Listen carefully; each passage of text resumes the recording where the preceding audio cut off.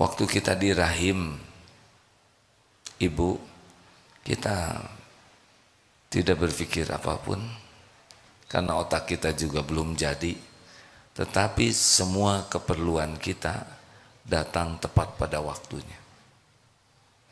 Kapan jadi kuku, kapan jadi tulang, kapan jadi jantung, kapan jadi kornea mata, kapan jadi neuron, semua selama 9 bulan saat demi saat berdatangan karunia Allah yang presisi, waktunya, tempatnya.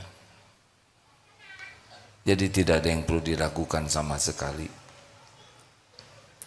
Yang harus selalu kita pertanyakan adalah kesungguhan kita. Apa kesungguhan kita mengabdi kepada Allah? Ini yang harus selalu kita tanyakan. Ini saya ini cari apa di dunia ini? Rezeki itu bukan urusan kita. Rezeki sepenuhnya urusan pencipta kita. Rezeki itu total, semua rezeki milik Allah, dikuasai oleh Allah, dibagikan oleh Allah, ditahan oleh Allah, diambil oleh Allah. Bagi kita menyikapi rezeki jadi ibadah. Ada perbedaan tidak hadirin? Sepertinya bingung. Rezeki bukan urusan kita, itu urusan pencipta kita. Urusan kita adalah menyikapi bab rezeki ini, yakin atau tidak, itu urusan kita, syariatnya.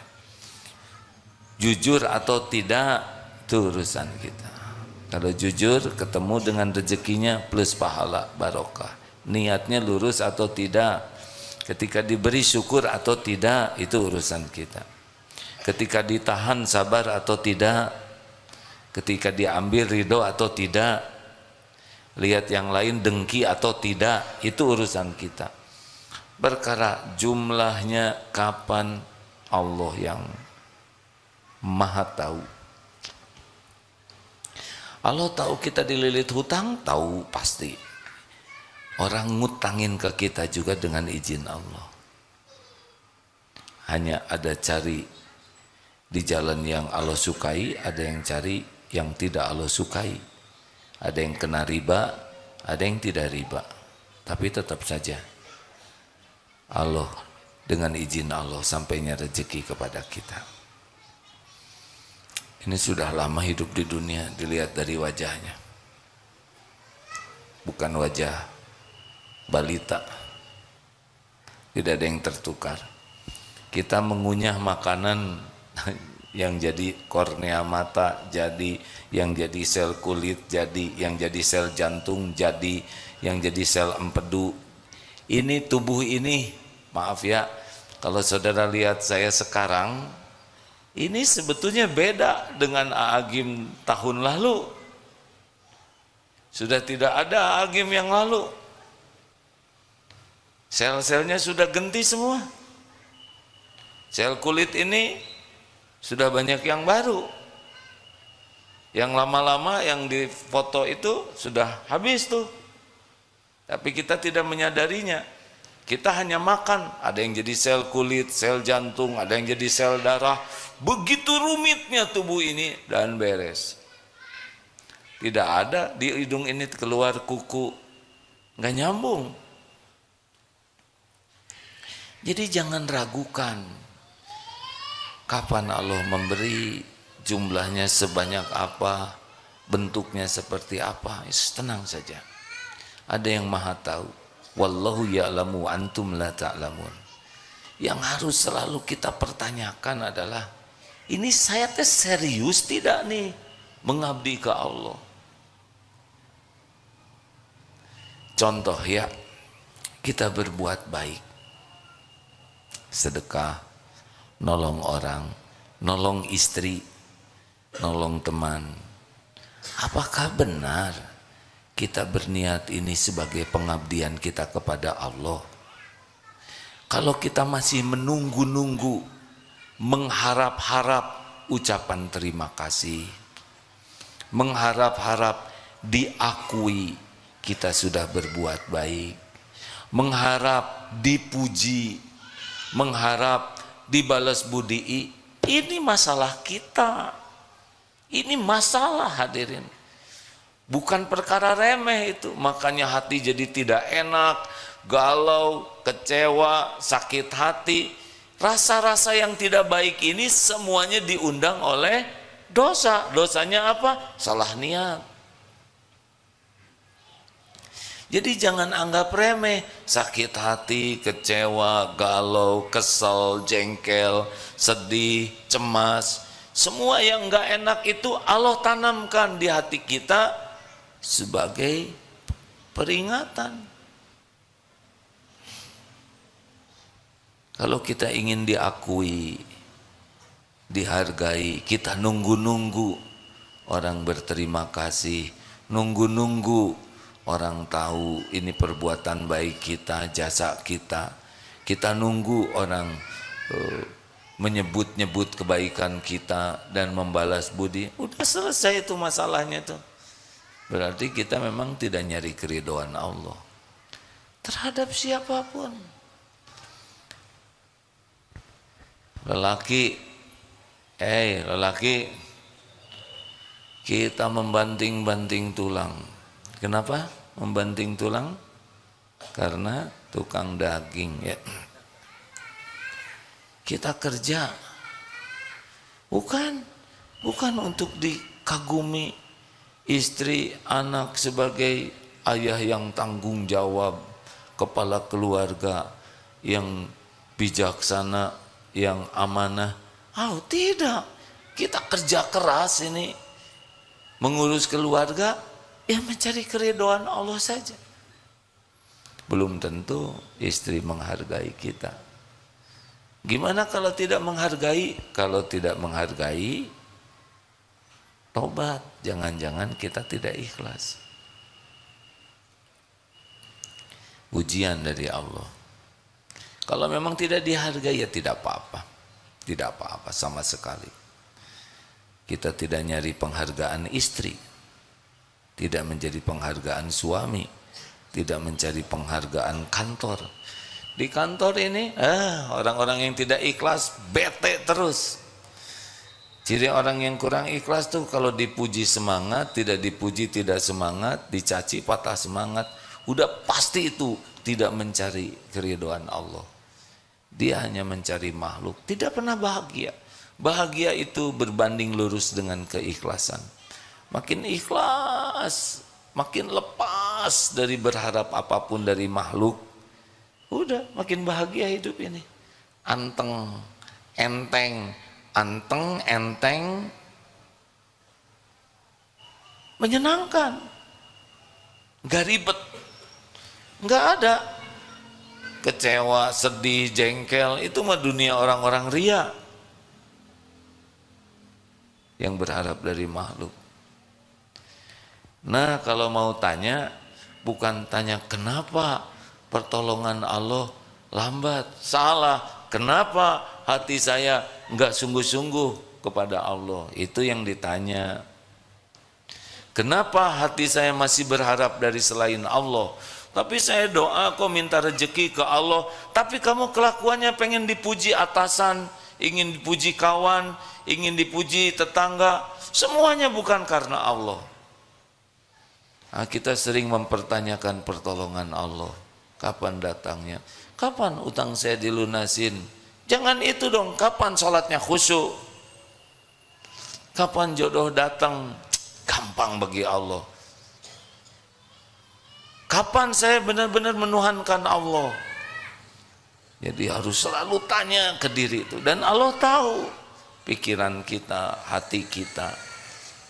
Allah tahu. Wa huwa alimum bidatis sudur. Apa yang sembunyikan di dalam dada ini. Jadi jangan suka mempertanyakan, kok Allah lambat menolong saya? Enggak mungkin lambat. Kalau lambat dikasih napas kita udah ngajongkeng dari kemarin. Kalau Allah lambat nolong kita, jantung kita tidak didetakkan aja oleh Allah udah ngusek, benar?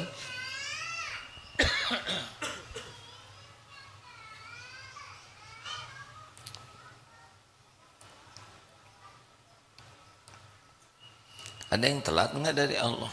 Coba telat oleh Allah, diperlambat, delay antara pendengaran dan proses otak kita. Misal Allah tidak nolong nih ya, telat kita tuh mengerti, lama prosesnya tuh, baru ketika di jalan mengerti. Bahaya kan? Nah, ketawanya, misalkan proses ketawanya telat, mata melihat, telinga mendengar, itu lucu, di prosesnya tuh dilambatin, lucu sampai di otak kamu harus senyum, terus perintahnya teh tidak kompak, mata, suara,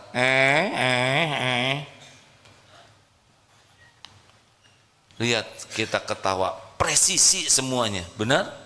Sekali ngangguk-ngangguk gini kan begitu banyak rahmat Allah, pertolongan Allah, otot kita diperintahkan naik turun, ini mata kedip, ngegaruk juga nggak salah, gatal di sini, kena di sini, tuh ngegaruk ya. Coba kalau salah alamat, anak kelek orang, apa yang terlambat? Apa yang terlambat? Kedip, kita nggak dibuat terlambat, coba terlambat. Tabrakan ini, betul? Nah, ngangguk ini coba terlambat ya enggak? Enggak ada yang terlambat. Kita harus meyakini ini hadirin, bahwa jaminan Allah itu tidak ada yang tertukar, tidak ada yang terlambat, tidak ada yang meleset, tidak ada yang bisa menghalangi. Jadi reg-reg hidup kita ini. Ada Allah yang maha dekat, yang maha tahu, yang memiliki segala-galanya, yang maha baik, yang memberi sebelum kita minta, yang tidak pernah meleset, tertukar, tidak bisa dihalangi. Wa yuridka bi khairin fala radda li fadli, tidak ada yang bisa menolaknya. Kalau sudah begitu, hidup ini tenang. Yang kita pikirkan, kenapa telat ini niat kita? Kenapa kita sibuk sekali dengan ingin diketahui, dipuji, dihargai, diakui, dihormati oleh manusia? Siapa manusia? Gak ada apa-apanya. Mau sedunia memuji kita, tidak ada apa-apanya. Tidak ada apa-apanya sama sekali. Nothing. Sedunia memuji kita, gak ada apa-apanya. Pahala itu yang ngasih Allah. Kita dipuji itu sebagai ujian, bukan karunia. Karunia itu kalau dipuji jadi dekat dengan Allah, itu karunia. Berapa banyak yang gara-gara dipuji jadi jauh dari Allah. Bu, Ibu, saya tidak boleh mengharapkan jawaban karena bikin jengkel. Tapi kalau enggak menjawab cik atuh. Bu, Ibu kan sering mempertanyakan, duh ya Allah, kenapa doa saya enggak dikabul? Pertanyaannya sederhana, Ibu khusyuan mana? Sholat atau dandan? Itu aja. Kalau lebih khusyuk dandan daripada sholat, berarti lebih khusyuk mencari penilaian makhluk. Bukan tidak boleh tampil rapi, tapi kenapa untuk dilihat orang begitu all out, pakai foundation. Foundation itu fondasi, sesudah itu apa? Batako, pakai dempul, dicet. Nyari apa? Nyari apa? Benar kan nyari keridhaan Allah? Belum lagi bulu mata palsu. Saya nggak mau ikut campur ya, tapi saya cuma membayangkan betapa lelahnya pelupuk mata diberi beban. Kan seperti barbel mungkin ya nggak? Benar nggak sih? Nggak tahu. Nggak tahu, udah lelaki mah nggak ada urusan sama bulu mata palsu. Ayo, ini yang pertama pertanyaannya, nyari apa? Nyari apa dari semua aktivitas hidup ini? Kerja mah nggak usah mikirkan karir, nggak akan kemana-mana karir itu. Kerja saja, bagaimana kerja dicatatkan oleh Allah jadi amal soleh. Tujuannya apa sih hidup ini? Kalau tujuannya jelas, saya tujuan hidup ini ingin bahagia. Bahagia itu cuma dua, iman dan amal soleh. Jadikan setiap aktivitas kita nambah iman dan setiap kegiatan kita jadi amal soleh. Udah, perkara yang lain-lain ngikut kok, nggak akan kemana-mana. Kalau kita benar-benar yakin ke Allah dan terus makin yakin dan semuanya kita niatkan, ya Allah hanya untuk-Mu. Iyyaka na'budu wa iyyaka nasta'in.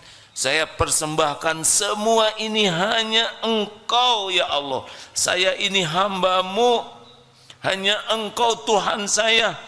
Saya lakukan ini semata agar Engkau ridho. Udah nggak ada lagi yang lain. Baik ke istri, ke anak, berbuat baik ke orang tua, berbuat baik ke tetangga, berbuat baik ke yang berbuat nggak bagus ke kita, lakukan weh terus. Dan nggak ada tuh kita mikirkan ingin diketahui, kan udah puas, Allah udah tahu, bener? Kenapa harus pengen diketahui orang? Apa nggak puas Allah mengetahui segala-galanya? Wallahu khabirum bima ta'malun. Allah maha melihat apapun yang kau kerjakan. Tidak ada satupun yang lepas dari penglihatan Allah. Orang mau tahu mau tidak tahu ya nggak ada masalah.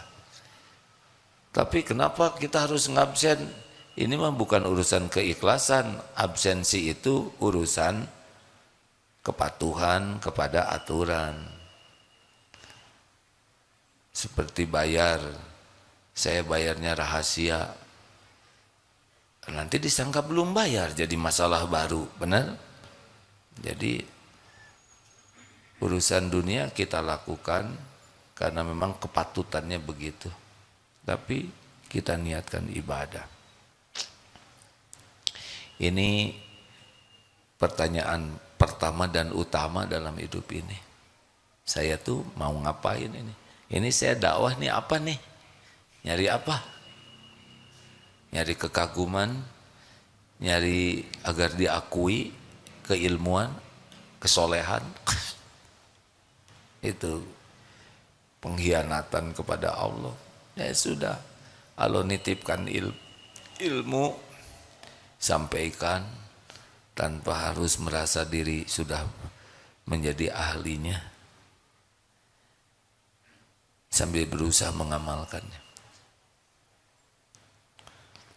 Tanya niat ini, kalau merasa kenapa pertolongan Allah kok lambat, tanya niatnya.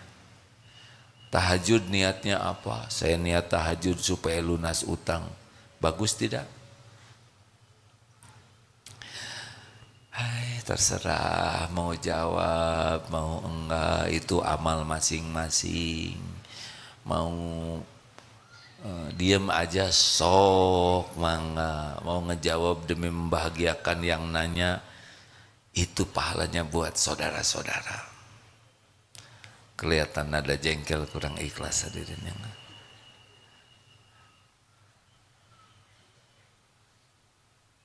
harus selalu tanya, tahajud untuk apa? Tahajud itu untuk ngabdi ke Allah. Nanti bagian dari tahajud doa, minta jodoh, doa lunas hutang, doa solusi, itu bagian dari doa, ibadah tambahan, bukan tujuan tahajud. Masa tujuan tahajud lunas utang? Nanti kalau utang dilunasin, lunas juga tahajudnya, ya kan? Tahajud mengabdi ke Allah. Berbuat baik ke orang tua, kenapa?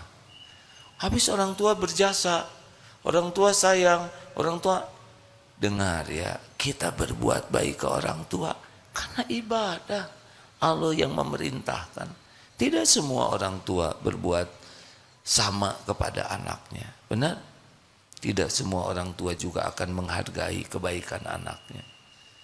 Gimana saya sudah memberikan gaji saya ke orang tua, misalnya, cuman segini, ya nggak apa-apa. Iya bu, segitu ya.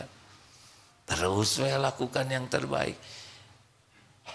Menanti ucapan terima kasih menodai keikhlasan. Menanti loh ya. Menanti itu udah naik. Sebetulnya mengharap udah jadi masalah. Enggak ada mengharap. Jangan mengharap.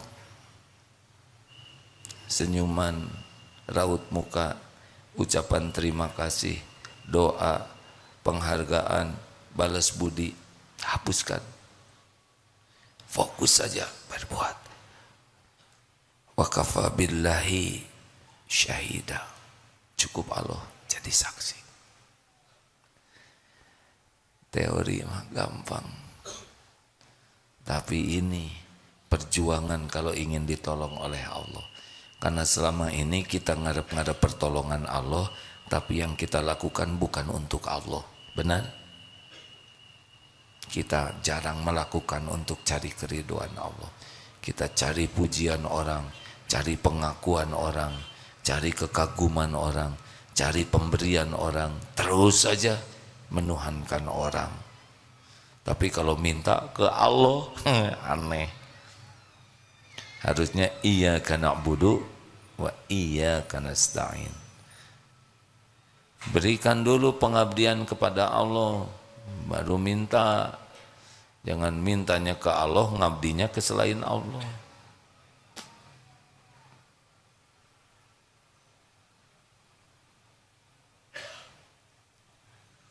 Cirinya apa?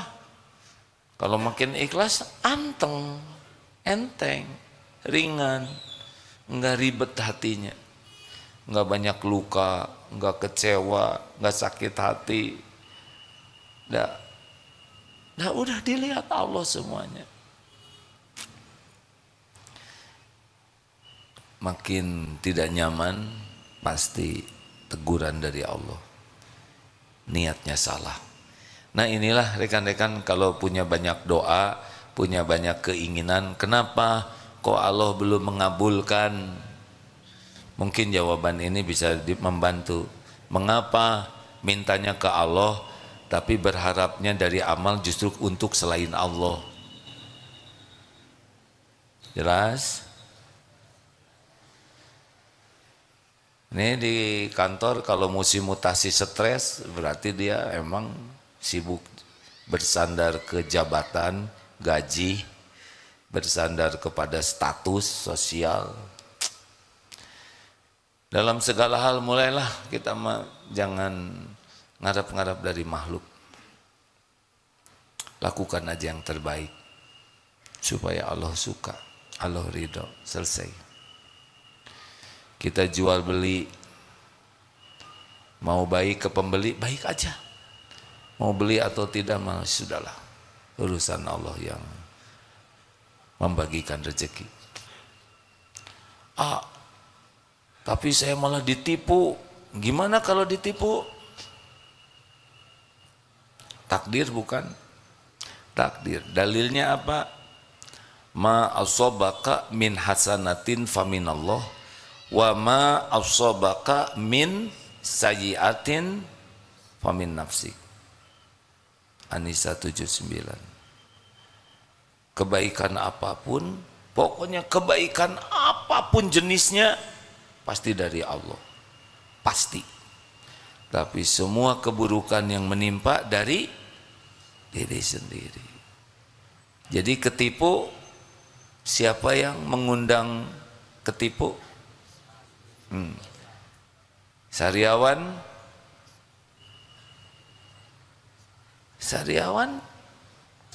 harus gimana ngobatin sariawan yang paling utama?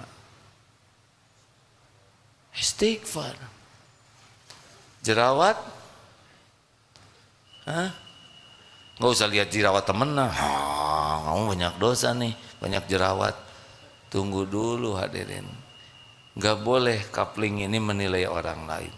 Kalau diri kena apapun, sakit, sedih, gelisah, ketipu, ketendang, terpeleset, kejedot, dihina, dimaki-maki, semua itu pasti diundang oleh dosa. Jadi kalau kita kecopetan, fokusnya apa? Fokusnya cari dompetnya ya. Fokus terpentingnya adalah bukan mikirin copet kurang ajar, karena udah pasti ya. Kalau copet bijaksana, dia ngasih uang bukan nyopet ya. Kenapa saya ditakdirkan copet? Dari segini banyak, kenapa saya yang harus kehilangan? Pasti ada dosa saya. Mungkin uangnya dipakai sia-sia, pelit, udah beberapa kali kotak infak lewat, terus pura-pura, itu dilama-lamain, keburu lewat.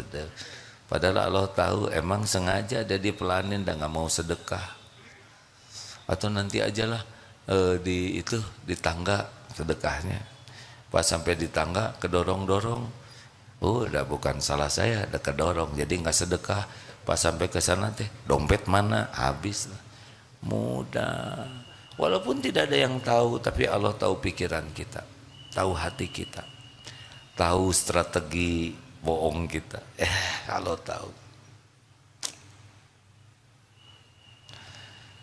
Mungkin kita belanja jajan dukuh, sekarang musim dukuh nih. Nyobain yang bagus-bagus, yang gede-gede, kan disimpan di atas tuh. Nyobain ya, habis 8, beli seons. Emang Allah tidak lihat itu?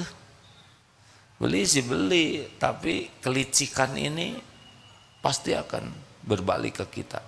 Tidak ada satupun, sepatah kata pun yang tidak kembali ke kita.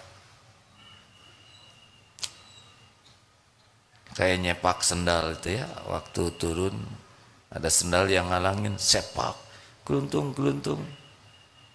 Gak ada yang tahu. Allah tahu tidak? Dia belum nyobain di sepak kuda. Ya, masa dari sendal ujuk-ujuk kuda? Ya terserah ya. Sampai di mana kepuasan saudara nyelakain orang? Lagi duduk kentut, dia nggak ngaku. Di depan ada orang tua lagi gini.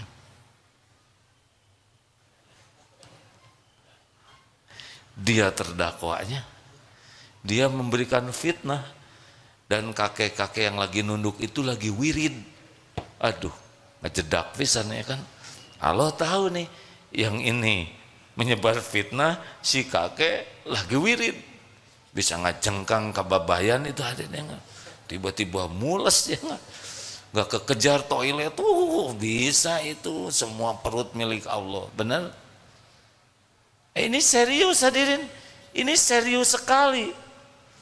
Tidak ada satupun perbuatan buruk dan baik yang tidak kembali ke pembuatnya. Dalilnya jelas, in ahsantum ahsantum li anfusikum wa in asatum falah. Maka hati-hati. Hati-hati merugikan orang lain, kata-kata, sikap, apapun, hati-hati. Balik ke kita. Dan akumulasi udah numpuk nih.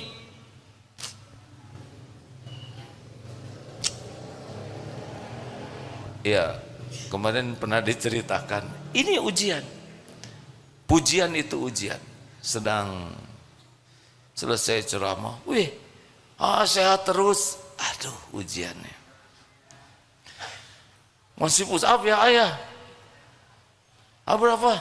100 ya? Padahal saya enggak 100 sekarang. Tapi nebeng ya. Enggak nyebut tidak. Dia supaya iya. Itu mah. Di sini asam uratnya hadir. Bener-bener jadi enggak bisa push up. Gara-gara nebeng tuh di hati. Tidak nyebut ya kan? Tapi ketika ada yang nyebut, kita tidak mengklarifikasi, sama aja, cuman pakai mulut orang. Allah tahu itu. Ini sendi banyak hadirin, bisa di sini sakit tuh ya, bisa di sini, bisa di kelingking, spesial aja di sini yang membuat kalau push up nggak bisa tuh. Tidak bisa. Tidak ada maksiat sekecil apapun, sehalus apapun yang Allah tidak tahu. Urusan hidup ini aslinya dengan Allah setiap saat. Kalau kita sibuk dengan Allah, bekal dua cirinya. Innallaha la yanzuru ila suwarikum wa amwalikum walakin yanzuru ila qulubikum wa a'malikum. Kalau orang sibuk dengan Allah, sibuk sekali menjaga hati, terus membersihkan hati, dan sibuk agar amalnya, kesibukannya jadi amal yang diterima Allah. Selebihnya ngikut. Dunia nggak kemana-mana. Allah tahu kita berusaha memperbaiki diri dalam segala aktivitas. Nanti macam-macam ya. Ada yang muji, ada yang nyaci, kedupak, ada yang ngehormatin, ada yang ngeduplek ya, macam-macam lah ya. Terus itu kejadian tuh. Ini tiap menit, tiap kejadian ini macam-macam, terus ujian. Nah, kita tinggal menyikapinya aja dengan benar. Ada yang ngasih, berterima kasih tidak. Nah, sakit, catat. Jadi nggak dikasih lagi. Jazakallah khair, terima kasih. Pergi ya Allah, balas dengan sempurna. Engkau tahu, dia menolong saya ya Allah. Enggak ada yang tahu, tapi Allah tahu dia doa. Ini syukur. Masya Allah. Harus gitu hadirin. Urusan kita tuh aslinya hanya dengan Allah. Kalaupun hablum minan nas, itu hanya karena Allah memerintahkan saja. Dan untuk mencari keridhaan Allah. Jangan ngarep apa-apa dari makhluk. Selamat bermujahadah. Ini teori ya. Prakteknya tidak sesederhana mendengarkan dan menyampaikan. Ada pertanyaan silakan. Kenapa jadi pada manyun gini semua? Berat. Nah, berat itulah yang jadi berat. Karena sudah buruk sangka kepada Allah. Berat ya, hese juga. Itu yang terjadi. Bismillah aja. Dan nggak mungkin Allah memerintahkan sesuatu yang kita tidak mampu melakukannya. Allah tahu kita mampu, tinggal mujahadah atau tidak. Latihannya adalah berhenti ngarap-ngarap dari makhluk. Fokus aja, lakukan, lupakan. Lakukan, lupakan. Dah nggak apa-apa. Ada pertanyaan? Kalau tidak selesai nih. Mau nanya? Silahkan Pak. Dari mana? Boleh mikrofonnya? Bantu. Disampaikan dek, kabelnya tidak cukup sepertinya. Cukup kan? Ayah, sudah ada cadangan. Terima kasih. Bismillahirrahmanirrahim. Terima kasih banyak Saya Syihab dari Makassar. Saya memang datang ke DT ini untuk bertemu. Tenang aja, bismillah ya. Ya, bismillah. Menarik sekali pengajian Al-Hikam ini. Pertanyaannya sederhana misal saya pribadi itu sering menilai seseorang dari caranya berterima kasih. Jadi ketika anggaplah sudah ada yang saya lakukan secara pribadi, terus sempat tadi bilang tidak usah menunggu terima kasihnya karena itu mempengaruhi keikhlasan. Niatan saya itu hanya ingin melihat apakah orang ini layak untuk ditolong untuk kedua kalinya. Oh, gitu aja. Saudara layak ditolong nggak? Masya Allah. Karena nah, itu jawabannya. Emang saya layak ditolong nggak? Jangan dong. Bukan urusan kita. Urusan kita itu menolong dengan ikhlas. Oke. Oke? Iya, terima kasih banyak Kak. Senang lihat menulis, mencatat, itu ditulis. Iya. Ya bagus, alhamdulillah. Terima kasih. Kalau tahu ada yang daya ingat diantara kita kuat, nih kan rata-rata kuat daya ingatnya. Semua effort, semua yang ikhtiar yang kita lakukan disaksikan oleh Allah. Hasilnya juga berbeda-beda. Al-Ankabut ayat 69. Walladzina jahadu fina lanahdiyannahum subulana. Ya, terima kasih Dek. Allah mencatat dari Makassar ke sini ikut pengajian. Itu HP tayangan ini Recording A. recording. Iya. Alhamdulillah. Saya ridho, ya diizinkan.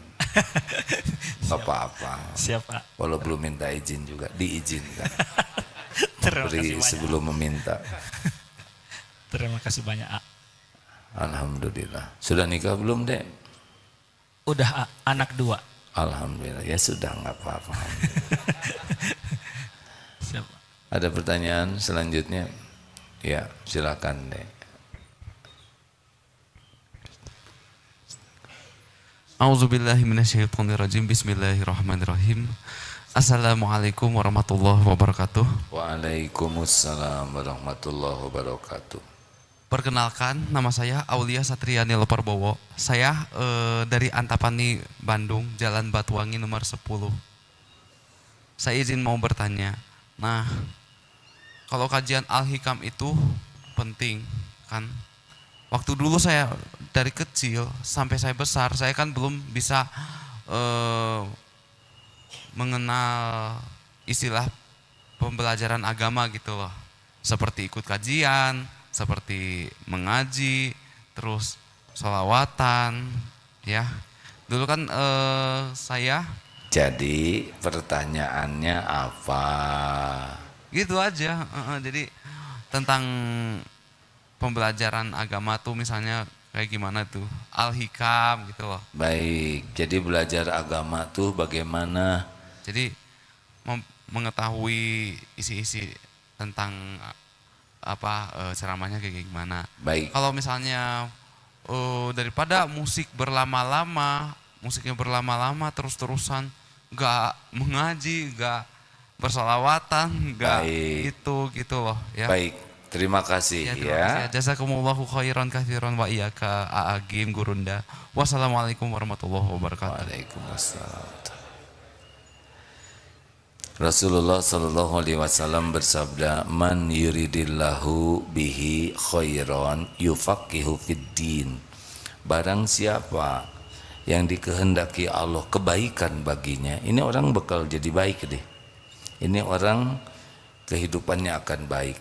Apa yang Allah beri? Yang Allah beri adalah paham agama. Jadi kalau anak dikasih gelar, pangkat, penampilan cakep, badannya bagus, pinter, IQ-nya tinggi, kemudian berprestasi dalam berbagai bidang, tapi tidak punya kepedulian kepada agama, ini masih jauh. Nah, kita sering menilai prestasi seseorang itu dari casing. Makanya kalau ini orang kira-kira bakal baik tidak? Ulama tuh memberikan 3 ciri ya. Ini akhwat kalau mau nyari jodoh, wah ini langsung ngangguk. Ibu nggak usah ikut ngangguk. Nih 3 cirinya. 1, dia semangat tidak belajar agamanya. Tapi belajarnya itu bukan untuk gelar, bukan untuk status, bukan untuk diakui banyaknya ilmu. Tidak, dia belajar karena ingin dekat dengan Allah, ingin kenal kepada Allah, ingin bisa mengabdi ke Allah. Karena akhlak itu datangnya dari iman, iman datangnya dari ilmu. Ini rumusnya. Jadi kalau kenapa itu akhlaknya kok jelek, berarti imannya masih lemah. Karena iman makin kuat, akhlak langsung naik sendiri. Nah, orang yang senang belajar agama dengan benar, itu cirinya imannya meningkat. Buahnya pribadinya makin baik. Berarti benar tuh belajar agamanya. Pembelajar sejati itu bukan yang senang belajar saja, tapi belajar dan mengamalkan. Itu pembelajar. Jadi ilmu seseorang itu dilihatnya bukan dari apa yang dia tahu, tapi dari apa yang dia amalkan. Apa artinya tahu ilmu sholat tapi tidak sholat? Dua, nih akhwat, dia zuhud tidak, pecinta dunia atau tidak? Kalau orang itu pecinta dunia, susah, dia bakal bertengkar terus, berkeribet hidupnya. Cinta dunia itu apa? Kagum kepada duniawi ini, mengagung-agungkan mobil, rumah, harta, gelar. Bukan tidak boleh punya, nggak ada masalah. Nabi Sulaiman juga sangat kaya, ya, punya kerajaan. Sahabat Nabi banyak kaya, tapi tidak mengagung-agungkan duniawi dan tidak lengket di hatinya. Ini kuncinya. Kalau dunia udah mengagung-agungkan, kalau ada orang berpangkat, orang yang berharta, sepertinya gimana? Ketemu artis populer, gimana? Tapi nggak pernah peduli kepada ketakwaan, padahal yang mulia tuh yang takwa. Ini bermasalah nantinya. Dia akan sibuk mengabdi kepada dunia nanti, dan itu tidak bisa bahagia. Karena hubbud dunya ra'su kulli khati'ah. Cinta dunia itu sumbernya dari berbagai kesalahan-kesalahan. Jadi nanti kalau orang ini, dia mungkin takdirnya kaya, mungkin takdirnya gelarnya panjang, mungkin takdirnya jabatannya tinggi, tapi biasa weh, nggak merasa mulia dengan casing. Dan tidak berat, mau pensiun ya nggak apa-apa, enteng lah dunia ini, ya. Yang ketiga adalah fokus kepada memperbaiki diri. Tidak ribet dengan kesalahan orang. Kita harus amar ma'ruf nahi mungkar, tapi fokusnya adalah PDLT. Anak belum baik, kesalahan saya nih. Saya belum jadi contoh. Saya belum sungguh-sungguh doa. Istri bersikap kurang baik, pasti ada kesalahan saya. Saya kurang ikhlas di dalam menyapa. Saya kurang sungguh-sungguh. Di kantor ditegur, pasti kesalahan saya. Saya ditegur atasan, tadi saya negur karyawan, astagfirullah. Jadi selalu apapun evaluasi diri. Nah, kalau orang sudah begini, cepat bagusnya. Tapi kalau selalu menyalahkan orang, ini gara-gara itu, ini nggak benar, ini udah. Kalau orang malas belajar agama dan tidak serius mengamalkan, kalau orang sudah mabok sama duniawi dan lengket dunia di hatinya, kalau orang sudah sibuk menyalahkan orang, udah, itu susah. Lama jadi baik. Terakhir,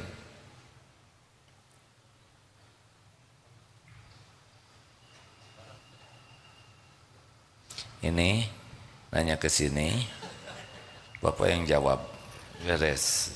Tiga-tiganya kebagian. Terserah yang mana aja.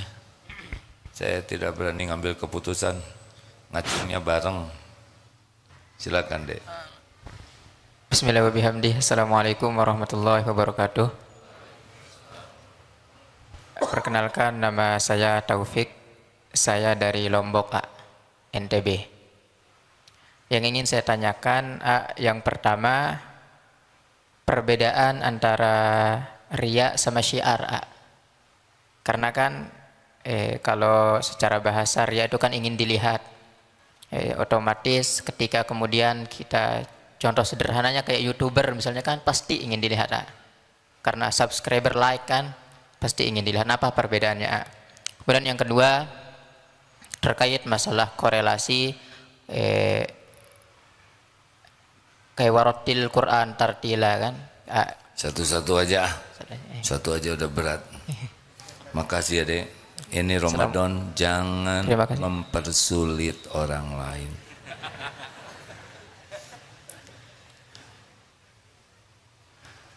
Apa tadi pertanyaannya? Antara riya dan syiar. Bahkan menampakkan nikmat itu bagian dari syukur loh. At-tahaddus binikmah. Bini'mati rabbika fahaddits. Jadi menampakkan nikmat ini boleh. Bedanya apa? Goalnya. Kalau riya, goalnya adalah saya. Ingin diketahui ini loh saya. Saya bisa loh, ini prestasi saya, ini harta saya, ini kepintaran saya, ini ide saya. Kalau syukur, Allah, ini dari Allah, ini milik Allah, ini amanah Allah, ini ujian dari Allah, gitu. Wah, rumahnya bagus, alhamdulillah, Allah yang memiliki segala-galanya. Titipan Allah. Tapi jangan acting, oh semuanya milik Allah. Itu juga nama sama. Nebeng beken. Saya sih orang fakir, tidak punya apa-apa. Diijabah tuh hadirin. Udah itu teh ketipu, bangkrut aja. Nggak usah acting ya. Karena ada yang nyebut diri merendah untuk mengangkat diri. Saya sih orang bodoh, pas saat mustajab jadi blon aja. Jangan. Kalau mau mengatakan apa adanya ya memang begitu. Jadi kalau syiar bagaimana? Misal kita sedekah ditampakkan niat memotivasi, niat memberi contoh, niat mengajak orang lain. Berpeluang riya ada. Makanya yang ditampakkan dan yang tidak ditampakkan lebih banyak lagi. Misal sedekah 100 juta ditampakkan. Siapa yang mau infak? Ya dari saya 100 juta tampak. Itu ada peluang riyanya. Yang diam-diam 1 miliar.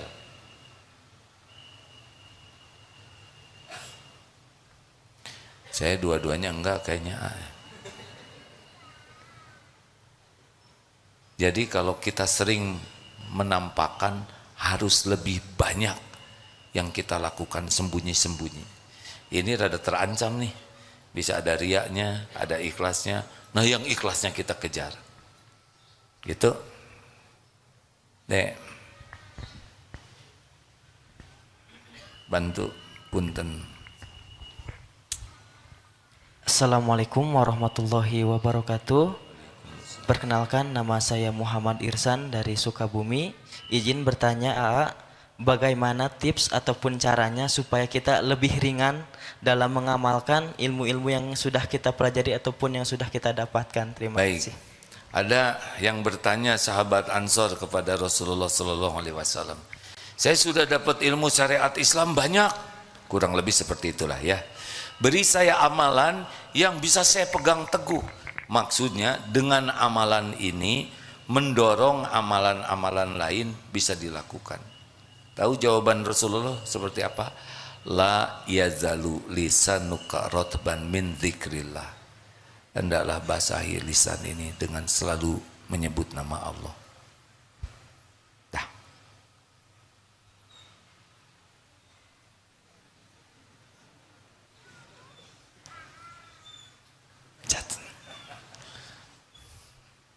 Bos, terakhir. Zikir terus deh. Doanya ini deh. Allahumma inni as'aluka fi'lal khairat wa tarkal munkarat. Pendek itu. Itu supaya kita semangat berbuat baik dan bisa meninggalkan keburukan. Allahumma inni as'aluka fi'lal khairat wa tarkal munkarat.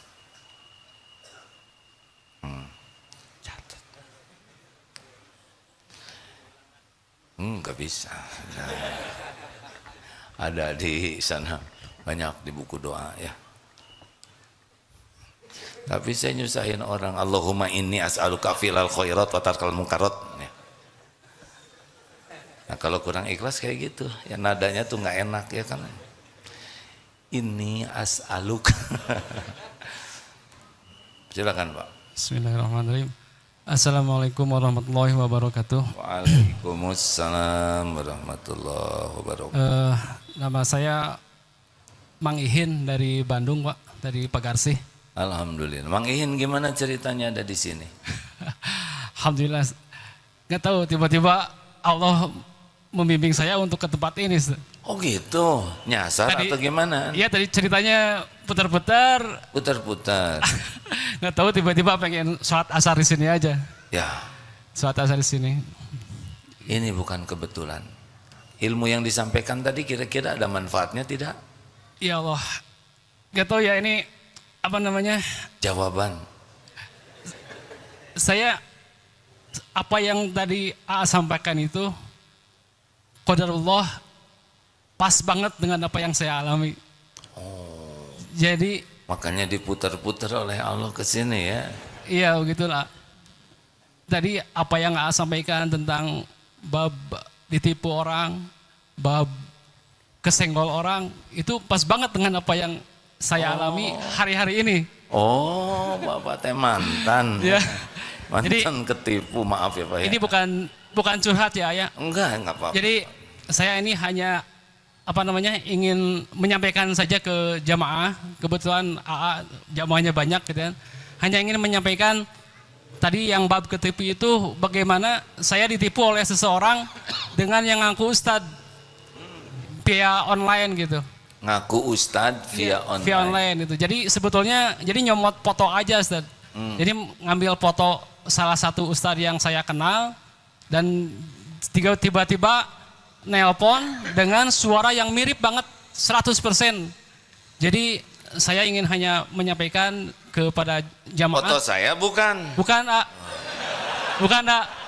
Foto ustadz yang saya kenal. Intinya mah hati-hati dengan foto profil yang mungkin nanti AA juga bisa dicomot oleh seseorang dengan suara yang mirip AA 100%. Nah itu yang bikin saya yakin itu ketika lihat WA itu profilnya yang saya kenal, terus tiba-tiba nelpon dengan mirip 100% mirip. Apa katanya? Ya intinya mah ngajak bisnis AA. Bisnis. Ngajak bisnis tiba-tiba ya minta bantuan tambahan modal gitu. Ya saya bantulah hanya sedikit tapi ya itu tadi nyelekit walaupun sedikit tapi nyelekit. Mungkin hanya itu yang ingin saya sampaikan. Tunggu dulu, belum selesai. Ya gimana? Kira-kira apa hikmahnya? Hikmahnya ya kembali tadi apa yang saya sampaikan bahwa segala sesuatu yang terjadi yang khususnya yang menimpa diri kita, keburukan yang menimpa diri kita itu memang adalah dosa-dosa. Dosa-dosa yang telah kita lakukan, baik itu yang masa lalu yang tidak kita sadari, baru baru sekarang paham, oh ternyata cara Allah menyentuh seseorang itu tidak mesti dengan dengan sedikit aja udah. Itu. Jadi untung atau rugi ketipu teh? Kalau menurut ini untungnya kita jadi kembali lagi ke Allah. Kembali lagi ke Allah. Kalau rugi nominal mah mungkin bisa lagi dicari gitu ya. Tapi untungnya itu alhamdulillah Allah ngasih ingat lagi kepada kita gitu. Apa datang ke sini kebetulan? Enggak, betul enggak. Tidak ada satupun kebetulan. Betul. Allah yang menggerakkan. Betul. Harusnya Bapak bersyukur. Alhamdulillah. Ketipu. Bukan jadi penipu, ya kan? Betul, Pak. Kalau kita ketipu kita bersyukur. Bukan kita yang kepilih jadi penipunya. Betul. Tobat. Ya, alhamdulillah hatur nuhun pisan Tobat. jangannya. Udah nggak usah mikirin dia, ya nggak? Karena dipikir juga nggak tahu kan dianya siapa, ya kan? Betul, Pak. Nah, uangnya juga milik Allah, tobat aja. Iya, siap. Hatur nuhun, Pak. Iman bisa mengubah dari asalnya korban orang lain bisa menjadi sesuatu yang bersyukur. Betul tidak? Inilah hebatnya iman. Makanya kalau sebuah perusahaan Ini saya dengar dari Pak Ruli kemarin. Sebuah perusahaan apapun tapi menggunakan nilai-nilai religi, nilai-nilai ruhiyah, 3 yang akan terjadi. Ini hasil penelitian. 1, akhlaknya menjadi lebih baik, etikanya lebih bagus. Kalau sebuah lembaga pakai nilai-nilai standar kebenaran, apalagi pakai tauhid. Yang kedua, akan lebih bahagia karena dia akan lebih ikhlas di dalam berbuatnya. Dan yang ketiga, akan lebih tough, lebih kuat menghadapi berbagai cobaan. Tuh buktinya barusan ditipu juga malah bersyukur, ya kan? Ini sekedar gurau, jangan ditiru ya. Duh, sampaikan jangan nih.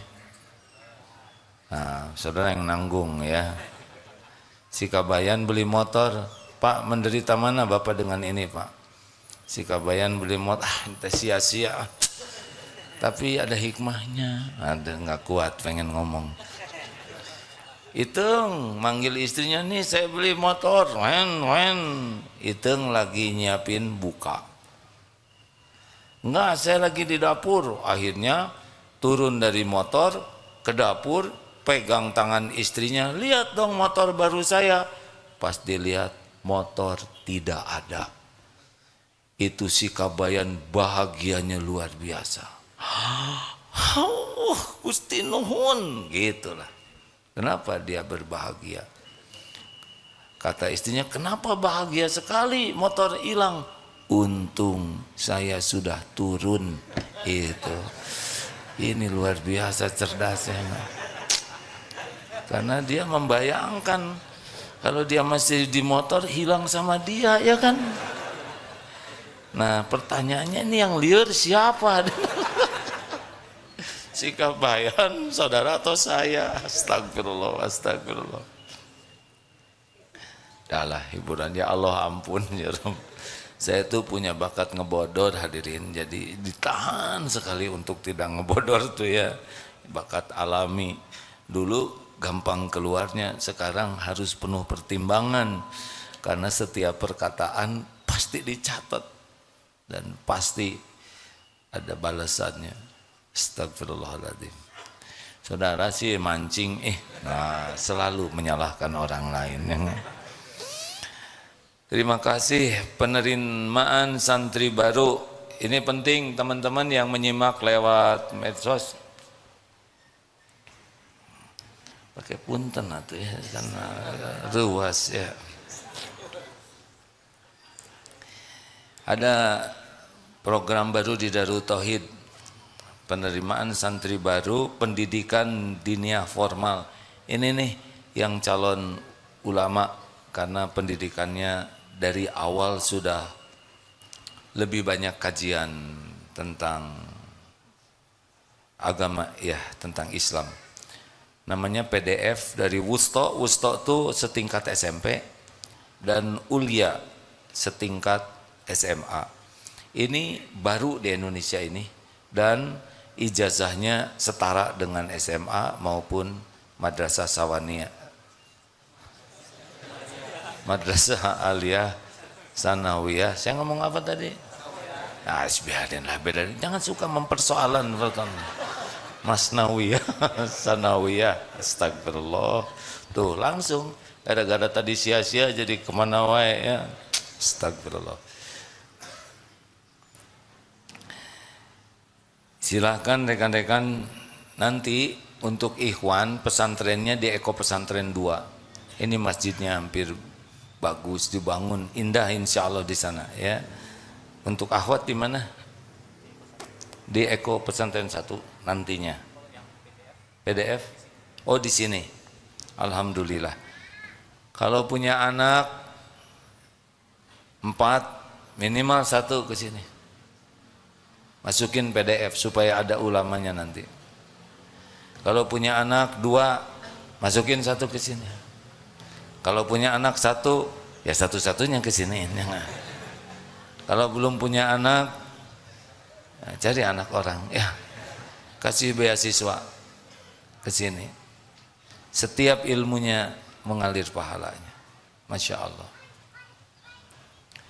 Kepada santri akhwat, tapi ini udah keburu gede ya.